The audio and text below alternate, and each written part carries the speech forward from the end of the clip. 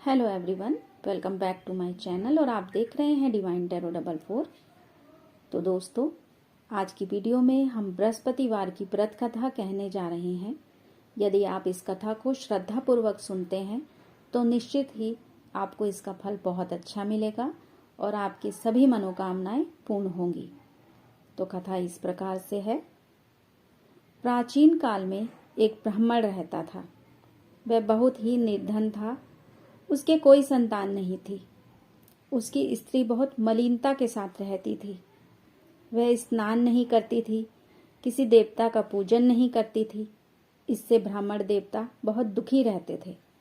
बेचारे बहुत कुछ कहते थे, किंतु उसका कोई भी परिणाम नहीं निकलता था। भगवान की कृपा से ब्राह्मण की स्त्री के कन्या रूपी रत्न पैदा हुआ। कन्या बड़ी होने पर प्रातः स्नान करके विष्णु भगवान का जाप व बृहस्पति देव का व्रत करने लगी।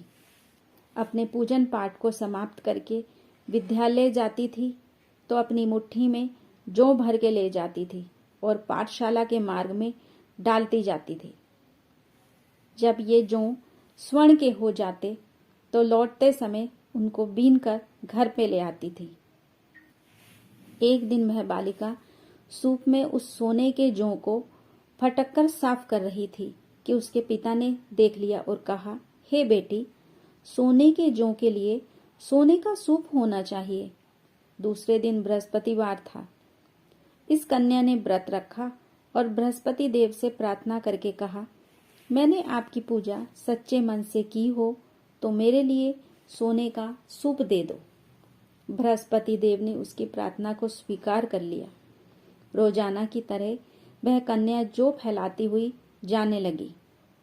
जब लौटकर जौ बीन रही थी तो बृहस्पति देव की कृपा से सोने का सूप उसको मिल गया। उसे वह घर ले आई और उसमें जौ साफ करने लगी, परंतु उसकी माँ का वही ढंग रहा। एक दिन की बात है कि वह कन्या सोने के सूप में जौ साफ कर रही थी। उस समय उस शहर का राजपुत्र वहां से होकर निकला। इस कन्या के रूप और कार्य को देखकर मोहित हो गया तथा अपने घर आकर भोजन तथा जल त्याग कर उदास होकर लेट गया। राजा को इस बात का पता लगा तो उसने प्रधानमंत्री के साथ उसके पास गए और बोले, हे बेटा, तुम्हें किस बात का कष्ट है? किसी ने अपमान किया है अथवा कोई और कारण है तो हमसे कहो, मैं वही कार्य करूंगा जिससे तुम्हें प्रसन्नता हो। अपने पिता की राजकुमार ने बातें सुनी तो वह बोला, मुझे आपकी कृपा से किसी बात का दुख नहीं है। किसी ने मेरा अपमान नहीं किया है, परंतु मैं उस लड़की से विवाह करना चाहता हूँ जो सोने के सूप में जौ साफ कर रही थी। यह सुनकर राजा आश्चर्य में पड़ गए और बोले, हे बेटा, इस तरह की कन्या का पता तुम ही लगाओ। मैं उसके साथ तेरा विवाह अवश्य ही करवा दूंगा। राजकुमार ने उस लड़की के घर का पता बतला दिया। तब मंत्री ने उस लड़की के घर में गए और ब्राह्मण को सभी का सभी हाल कह बतलाया।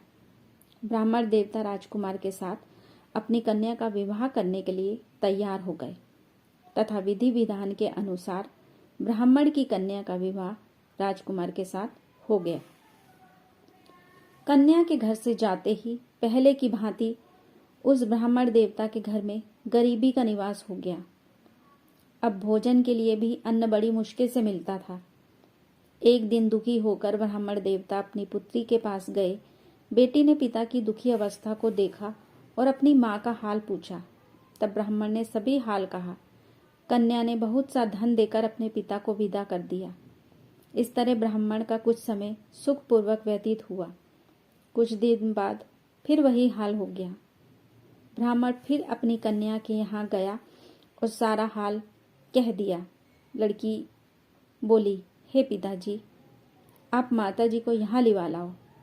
मैं उसी विधि बता दूंगी जिससे कि गरीबी दूर हो जाए। वह ब्राह्मण देवता अपनी स्त्री को साथ लेकर पहुंचे तो अपनी माँ को समझाने लगी वो लड़की, माँ, तुम प्रातःकाल प्रथम स्नान आदि करके विष्णु भगवान का पूजन किया करो तो सब दरिद्रता दूर हो जाएगी। परंतु उसकी माँ ने एक भी बात नहीं मानी और प्रातःकाल उठकर अपनी पुत्री के बच्चों की जूठन को खा लिया। इससे उसकी पुत्री को भी बहुत गुस्सा आया और एक रात को कोठरी से सभी सामान निकाल दिया और अपनी माँ को उसमें बंद कर दिया। प्रातःकाल उसे निकाला तथा स्नान आदि करा के पाठ कराया तो उसकी माँ की बुद्धि ठीक हो गई और फिर प्रत्येक बृहस्पतिवार को वो व्रत करने लगी। इस व्रत के प्रभाव से उसके माँ बाप बहुत ही धनवान और पुत्रवान हो गए और बृहस्पति जी के प्रभाव से इस लोक से सुख भोग कर स्वर्ग को प्राप्त हुए। तो सब बोलो विष्णु भगवान जी की जय, बृहस्पति देव की जय। ओम नमो भगवते वासुदेवाय नमः। तो दोस्तों, ये कथा थी बृहस्पति देव की व्रत कथा। इसको सुनकर निश्चित ही आपके दुख दूर होंगे।